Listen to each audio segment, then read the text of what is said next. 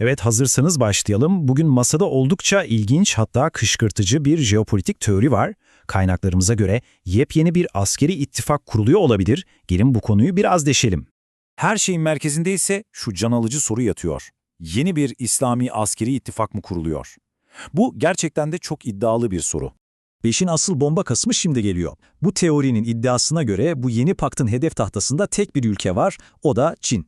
Peki madem böyle bir iddia var, gelin ilk olarak bu bloğun oyuncularının kimler olduğuna ve neyi amaçladıklarına bakalım. Karşımızda 3 ana aktör var. Türkiye, Suudi Arabistan ve Pakistan. İddiaya göre bu yeni askeri yapılanmanın bel kemiğini işte bu üçlü oluşturuyor. Burada asıl ilginç olan şey ne biliyor musunuz?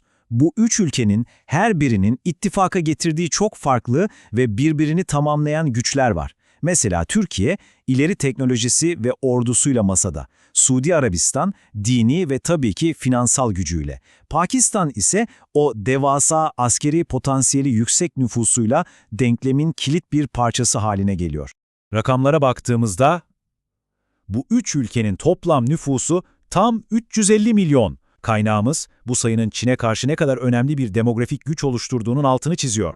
Peki bu ittifak neden var? Hangi zayıf noktayı hedef alıyor? İşte şimdi Çin'in en büyük ikilemine, yani coğrafi olarak nasıl bir kapana kısıldığına bakacağız.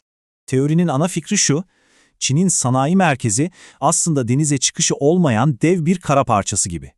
Ve Körfez'in enerji kaynaklarına ulaşmak için kelimenin tam anlamıyla çırpınıyor. Acilen bir çıkış kapısı bulması lazım.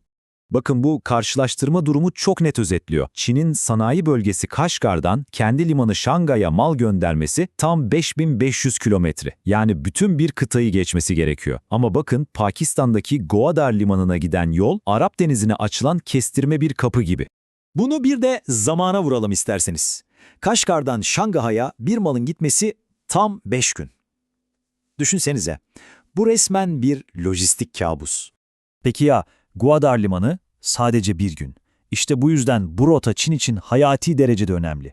Farkı görüyorsunuz değil mi? Şimdi işler daha da karmaşıklaşıyor. Bunu adeta bir satranç oyunu gibi düşünün. Kaynağımıza göre Çin'in önünde birkaç hamle var.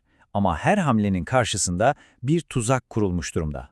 Teoriye göre Çin'in önünde 3 tane çıkış yolu var. Birincisi Pakistan. Ama o yol işte bu bahsettiğimiz yeni ittifakla kesilmiş. İkincisi Afganistan üzerinden gitmek ki orası adeta bir bataklığa çevrilmiş durumda. Üçüncü seçenek Orta Asya. Ama bu da Rusya ile kafa kafaya gelmek demek. Yani her yol kapalı gibi görünüyor. İşte burası çok kritik. Analize göre Amerika'nın Afganistan'dan çekilmesi aslında bir yenilgi değil, tam tersine Çin'e kurulmuş bilinçli bir tuzaktı. Orada bırakılan o milyarlarca dolarlık silah, Çin'in olası bir ilerleyişini durdurmak için bekleyen bir saatli bomba gibi. Peki tüm bu büyük resimde perde arkasında kim var? Gelin şimdi son bölüme geçelim ve bu teorinin en can alıcı iddiasına, yani ipleri aslında kimin çektiğine bakalım. Ama durun bir dakika, burada mantıklı bir soru akla gelmiyor mu? Türkiye, Suudi Arabistan ve Pakistan. Bu ülkelerin birbiriyle kara sınırı yok. O zaman bu ittifak askeri olarak nasıl bir araya gelecek, nasıl hareket edecek? İşte teorinin en zayıf karnı gibi görünen nokta bu. Bu üç ülkenin arasında coğrafi bir bağ yok. Aralarında başka ülkeler var. Bu da dev bir lojistik problem demek. Peki bu engel nasıl aşılıyor? İşte burada teori, kontrol zinciri dediği bir mekanizmayı öne sürüyor. Mantık basit. Bu üç ülke arasında askeri bir hareketlilik olması için Suriye, Ürdün gibi ülkelerin topraklarından geçmek şart. Bu ülkelerde hayır geçemezsiniz diyebilir. Ve işte kilit nokta. Analize göre Amerika'nın bu ülkeler üzerinde öyle bir etkisi var ki istediği an ittifakın şalterini indirebilir. Yani özetlersek bu gizli el teorisi şuna dayanıyor. 1. Amerika bu geçiş ülkelerini kullanarak ittifakı yasal olarak durdurabilir. 2. Kullanılan silah sistemlerinin içindeki Amerikan parçaları sayesinde zaten bir kontrolü var. Ve 3. En önemlisi, Amerika bu oyunda bir ayağı içeride bir ayağı dışarıda duruyor. Yani hiçbir şeyin doğrudan sorumluluğunu almıyor.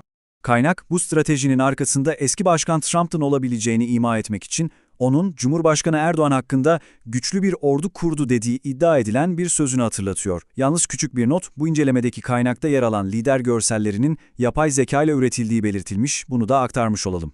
Ve bu tablo teorinin bir başka önemli iddiasını, yani hedefin neden İsrail olmadığını gösteriyor. Dikkat ederseniz İsrail'in komşuları olan Suriye, Ürdün, Mısır gibi kritik ülkelerin hiçbiri bu ittifakın içinde değil. Bu çok bilinçli bir tercih gibi duruyor. Sonuç olarak bu analizin vardığı yer çok net. Bu ittifakın tek bir odağı var, o da Çin. İsrail ve çevresindeki meseleler bilinçli olarak bu denklemin tamamen dışında tutulmuş. Peki, tüm bunları bir araya getirdiğimizde aklımıza şu büyük soru geliyor. Eğer bu analiz doğruysa, acaba bizler 21. yüzyılın yeni büyük oyununun, yani o büyük jeopolitik satrancın açılış hamlelerine mi tanıklık ediyoruz?